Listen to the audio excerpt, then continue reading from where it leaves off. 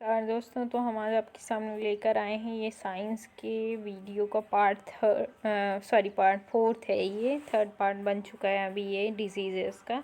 देखिए, some of the common diseases affecting human, बहुत सारी बीमारियां ऐसी होती हैं जो इंसानों को भी प्रभावित करती हैं। Their mode of transmission and the few general method of the prevention are shown in table 2.1 में दिखाई गई हैं कि उनकी बचाव की कुछ मेथड भी हैं। Disease causing micro organism in animals में माइक्रो ऑर्गेनिज्म कौन से हैं जो उनको बीमारी देते हैं। Several micro organism not only cause of disease and in the human and plant but also the in animals. बहुत सारे माइक्रो ऑर्गेनिज्म ऐसे हैं जो सिर्फ पौधों और आदमियों को नहीं नुकसान पहुंचाते हैं, वो जानवरों को भी नुकसान पहुंचाते हैं। फॉर एग्जांपल है anthrax is a dangerous human and cattle disease cause by the bacterium के कारण जो एंथ्रैक्स होता है ये काफ़ी मतलब कि हार्मफुल होता है। And foot and the mouth of disease cattle is cause by the virus, और ये वायरस के कारण होता है। Disease causing micro organism plant, several micro organism cause disease in plants like wheat, rice, potato, sugar cane, orange, Apple, others. देखिए, आपने देखा होगा कि जो पौधे लगे रहते हैं फील्ड में, क्रॉप जो लगी रहती है, हमें क्रॉप प्रोडक्शन पढ़ा है उसमें। क्रॉप तो हमें पता ही है कि क्रॉप क्या होती है। सेम काइंड ऑफ जो प्लांट्स होते हैं उनके बारे में हम जब स्टडी करते हैं तो वो क्रॉप कहलाते हैं। तो उस क्रॉप में आपने डिजीज़ लगते हुए देखा होगा कभी, उसमें वीट में देखा होगा विल्ट लग जाता है ना वहाँ पे, और सिकुड़ जाती हैं पत्तियाँ, काली पड़ जाती हैं पत्तियों में, कभी कभी पीलापन आ जाता है। नाइट्रोजन की डिफिशियंसी के कारण ऐसा होता है, तो उसके लिए हम यूरिया वगैरह डालते हैं। तो इस तरह के, जैसे राइस में हो गया, पोटैटो में हो, राइस में ये आपका वायरस आ जाता है काफ़ी, मतलब कि जिंक की डिफिशियंसी से, तो जिंक हमें अप्लाई करना पड़ता है। तो इस तरह से, जैसे कि खैरा डिजीज़ होती है राइस में, है ना, तो इस तरह से बहुत सारी डिजीज़ेस होती रहती हैं इनमें। तो इसके प्रिवेंट के लिए आपको बताया गया है बचाव कैसे किया जाता है। The disease reduce the yield of the crop, और ऐसी डिजीज़ लगने के कारण हमारा जो क्रॉप ईल्ड है वो कम हो जाता है। For some such of plant disease, कुछ डिजीज़ आपकी टेबल 2.2 में दी हुई हैं। They are controlled by the use of the certain chemicals which kill the microbes, और कुछ हम केमिकल्स डालते हैं जिसके कारण वो माइक्रो ऑर्गेनिज्म मर जाते हैं। जैसे कि आप पौधों में दवाई का छिड़काव करवाते हैं। सिट्रस कैंकर एक बैक्टीरियल डिजीज़ है जो कि एयर के मोड से फैलता है। ये भी आपने देखा होगा। रस्ट ऑफ वीट भी देखा होगा, फंगस के कारण, एयर और सीड के कारण फैलता है। ये येलो वेन मोजक है, ये भिंडी में लगता है अक्सर। तो भिंडी के में ये इंसेक्ट लग जाता है जो वायरल होता है, और इसके कारण काफ़ी नुकसान पहुंचता है भिंडी को, है ना। तो इस तरह की टेबल आप थोड़ा सा लर्न कर लेंगे इसको, तो आपको याद रहेगा कौन सी डिजीज़ से कौन सा माइक्रो ऑर्गेनिज्म रिलेटेड है।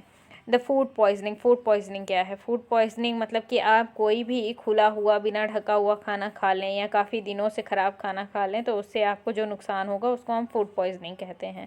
बूझो was invited by him friend to a party and he ate a variety of the food stuff. Boojho अपने दोस्तों के द्वारा एक पार्टी में बुलाया जाता है और वो वहाँ पे कुछ खाना खाता है। On reaching home he started vomiting and had to be taken to hospital, और घर पहुँचते ही उसको उल्टियाँ होने लगती हैं और उसको हॉस्पिटल ले जाया जाता है। The doctor said that the condition could be due to the food poisoning. Doctor ऐसा कहते हैं कि ये कंडीशन फूड पॉइजनिंग के कारण है। Food poisoning could be due to the consumption of the food spoiled by the some micro organism. Food poisoning मतलब कि फूड पॉइजनिंग ऐसे होता है कि उस खाने को हमने खा लिया जिसको माइक्रोब्स ने ख़राब कर दिया है। Micro organism that grow on the our food sometimes produce the toxic substance. कभी कभी हमारे माइक्रो ऑर्गेनिज्म जो हमारे फूड में हो जाते हैं वो टॉक्सिक सब्सटेंस पैदा कर देते हैं। Make the food poisonous and causing the serious illness and even health death भी कर देते हैं। मतलब कि कभी कभी बहुत ज़्यादा सीरियस इलनेस हो जाती है जिस कारण उस पर्सन की डेथ भी हो जाती है। Food preservation in first chapter we have learned about the method of the preserve and store the food grain. हमने फर्स्ट चैप्टर में पढ़ा है फूड ग्रेन को कैसे स्टोर करते हैं हार्वेस्ट करने के बाद। How do we preserve cooked food at home. हमें कुक्ड फूड प्रिजर्व कैसे करना चाहिए, मतलब पका हुआ खाना। अभी तो हमने दानों को प्रिजर्व किया है, हम पके हुए खाने को प्रिजर्व कैसे करते हैं। You know that the bread left unused under the moist condition is attacked by the fungus. अगर हम ब्रेड को रख दें यूज़ करके, मतलब कि कहीं पे या मॉइस्ट कंडीशन हो या फिर बारिश हुई हो, तो इस तरह के मौसम में रख दें खुला, तो वो क्या हो जाता है, फंगस अटैक कर देते हैं उसमें। Micro organism spoil our food and the spoiled food emit bad smell and has the bad taste and change the colour. उसमें कलर चेंज हो जाता है, टेस्ट उसका ख़राब हो जाता है और स्मेल भी आने लगती है ख़राब फूड से, जो ख़राब खाना हो जाता है ना, आपने भी देखा होगा घर में। Is spoiling of food is a chemical reaction. क्या फूड का स्पॉइलिंग होना केमिकल रिएक्शन है? आपको केमिकल रिएक्शन और फिज़िकल केमिकल चेंज और फिज़िकल चेंज के बारे में कुछ पता होगा। तो इस तरह से फूड क्या केमिकल चेंज है, फूड का spoiling. Paheli brought some mangoes but she could not eat them for a few days. Paheli कुछ मैंगो लेकर आई और वो कुछ दिन तक उसको नहीं खा पाई। Later she found that they were spoiled and rotten. वो ख़राब हो गए हैं। कुछ दिनों बाद उन्होंने देखा कि ये ख़राब हो गए हैं, but she know that the mango pickles at the grandmother makes does not spoil for a long time. पर जो अचार बनाती हैं मतलब दादी माँ, वो ख़राब नहीं होते हैं काफ़ी टाइम तक। It is she is confuse, वो काफ़ी कन्फ्यूज़ हो गई थी। Let us study the common method to preserving of the food in home are home and we have to save it for the attack of micro organisms. तो मतलब कि हम उनको कैसे बचा सकते हैं माइक्रो ऑर्गेनिज्म के अटैक से, और काफ़ी दिनों तक सेव करके कैसे रख सकते हैं, ये हम पढ़ेंगे इस चैप्टर में। द केमिकल मेथड पढ़ते हैं। The salt and the edible oil are common chemicals generally use to check the growth of the micro organism. जो सॉल्ट और एडिबल ऑयल जो होता है, ये कॉमनली यूज़ होता है इनको चेंज करने के लिए, जैसे कि चेक करने के लिए कि ये सही है कि नहीं है। Therefore they are called preservatives, इसीलिए इनको प्रिजर्वेटिव कहते हैं। कभी कभी आपने देखा होगा कि दादी माँ लोग क्या करती हैं कि अचार में जो आम काटती हैं, फिर उसके बाद सिर्फ उसमें नमक मिलाकर रख देती हैं, क्योंकि वो काफ़ी दिन तक उससे ख़राब नहीं होता।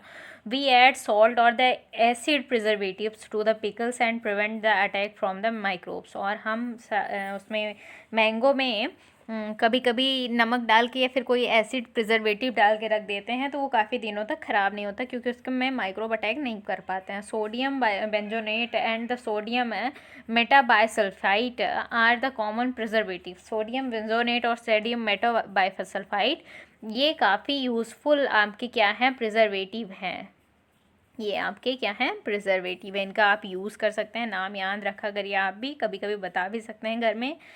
These are also used in jam squashes to check the spoilage। आपको स्पॉइलिस से बचाने के लिए आप जैम वगैरह में भी इनका यूज़ कर सकते हैं। ओके, सो फिर आगे देखते हैं। Preservation by the common salt के थ्रू आप प्रिजर्वेशंस देखिए, कॉमन सॉल्ट के थ्रू प्रिजर्वेशंस कैसे किए जाते हैं। सो प्रिजर्वेशंस कॉमन सॉल्ट के through. Common salt has been used to preserve meat and the fish for ages। बहुत दिनों से सॉल्ट का यूज़ किया जाता है मीट और फिश को प्रिजर्व करने के लिए। Meat and the fish are covered with the dry salt to check the growth and of bacteria के ग्रोथ से बचाने के लिए उसको ड्राई सॉल्ट मतलब ऊपर से डालकर रख देते हैं। Salting is also use preserve amla, raw mango, tamarind etcetera, इन सब में यूज़ होता है सॉल्ट इन करना है ना, सॉल्ट का यूज़ करते रहते हैं। फिर उसके बाद आप क्या देख रहे हैं, प्रिजर्वेशन बाय शुगर के through preservation. Jam, jellies and the squashes are preserve by the sugar are reduce the moisture and content of the inhabitant the growth of the bacteria which spoil the food. Sugar का use करते हैं हम, जिससे moisture reduce रहता है और उसमें bacteria का ग्रोथ कम होता है, इसलिए फूड स्पॉइल नहीं हो पाता है। ठीक है, तो इस तरह से हमने इसका भी यूज़ कर लिया।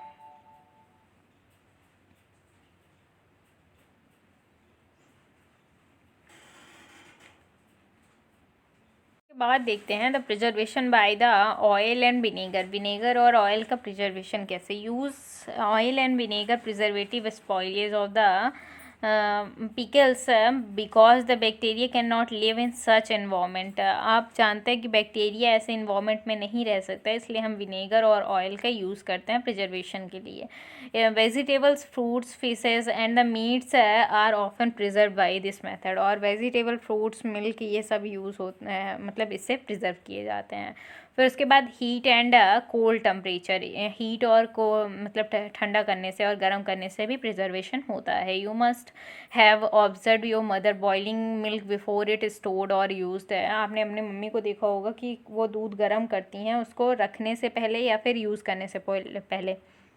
बॉइलिंग किल मेनी माइक्रो ऑर्गेनिज्म। अगर आप बॉईल करेंगे तो उससे बहुत सारे माइक्रो ऑर्गेनिज्म ख़त्म हो जाते हैं। Similarly we keep our food in the refrigerator. इसी तरह से हम अपना फूड रेफ्रिजरेटर में क्यों रखते हैं, इसीलिए क्योंकि low the temperature inhibits the growth of the microbes. तो टेम्परेचर कम रहता है इसलिए वहाँ पे माइक्रोब्स का ग्रोथ नहीं हो पाता है। The pasteurised milk can be consumed without the boiling in it is free from the micro organisms. क्या कहते हैं कि जो बॉईल कर दो मिल्क उसके कारण जो आपका माइक्रो ऑर्गेनिज्म है वो कम इफेक्ट करेगा। The milk is heated about the 70 degree Celsius. Milk को हीट करते हैं 70 डिग्री सेल्सियस पे एंड 50 to 30 सेकेंड्स के लिए। Okay, then suddenly chilled and stored. और उसको जल्दी से ठंडा करिए और स्टोर कर दीजिए। By doing so it prevents the growth of microbes. और ऐसा करने से माइक्रोब्स का ग्रोथ बच सकता है। This process was discovered by the Louis Pasteur. ये लुइस पाश्चर ने डिस्कवर किया था and it is called the pasteurisation. इसको पेस्चराइजेशन प्रोसेस कहते हैं, ठीक है ना।